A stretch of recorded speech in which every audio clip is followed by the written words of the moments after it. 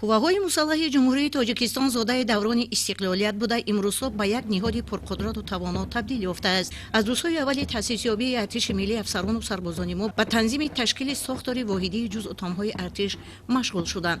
Норасоӣ ба кадрҳои ҳарбӣ ва мутахассисони касбӣ дар ҳама ҷанбаҳо эҳсос карда мешуд.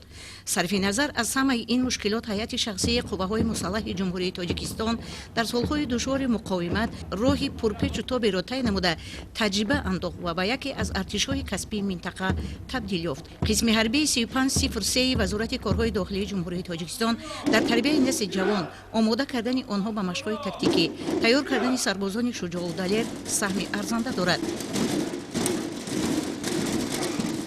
чанде пеш бинои асосии қисми ҳарбӣ бо иштироки сарвари давлат пешвои миллат муҳтарам Эмомалӣ Раҳмон ба истифода дода шуд. имрӯзҳо дар ин қисми низомӣ ҷавонони шуҷоу далер адои қарзи ватандории худро иҷро карда аз шароити хуби ин қисми низомӣ бархурдоранд. бо шарофати сиёсати дурбинона ва ғамхӯронаи пешвои миллат муҳтарам Эмомалӣ Раҳмон имрӯз хизматчиёни ҳарбии ҷумҳурии Тоҷикистон дар маркази таваҷҷӯҳи доимии давлат қарор доранд. дар солҳои охир тадбирҳои муҳим ҷиҳати баланд бардоштани сатҳи таъминоти моддию иҷтимоӣ хизматчиёни ҳарбӣ амалӣ гардидааст. сохта ва ба истифода додани қисмҳои ҳарбии замонавӣ, манзилҳои хизматӣ, беҳтар шудани шароити таълим ва машқҳои ҷангӣ инчунин болоравии маош ва имтиёзҳои иҷтимоӣ далели равшани ин ғамхӯрӣ мебошад.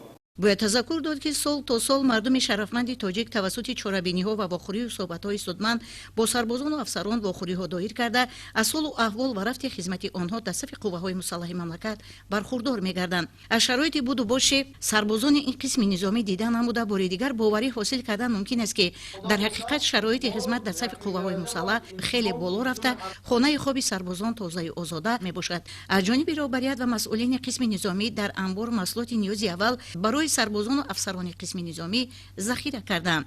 من ماه اکتبر سال 2024 با خواهش خودم از طرف کمیسریت حربی ناحیه کشانیان به خدمت حربی دعوت شدم. وظیفه اولین درجه ما تامین ولایت قانون و رعایت حتمی آن و مستحکم نمودن انتظام حربی بوده. وظیفه دوم ما این حفظ امنیت دولت، ثبات و آرامی جامعه و حمایت مرز و بوم کشور می باشد. از نام تمام سربازان قسم حربی 3503 وعده می‌دهم که برای تنظیم و آرامی کشور و آسوده‌حالی شهروندان جمهوری تاجیکستان به خلق و وطن و پرزیدنت خود صادقانه خدمت می‌کنم.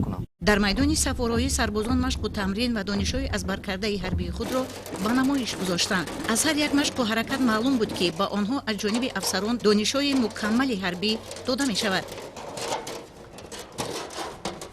дар симхонаҳои таълимӣ бошад донишҳои назариявӣ омӯзонида шуда қарзи ватандорӣ будани хизмати аскарӣ ва содиқона адо намудани он андешаҳои нек изҳор медоранд.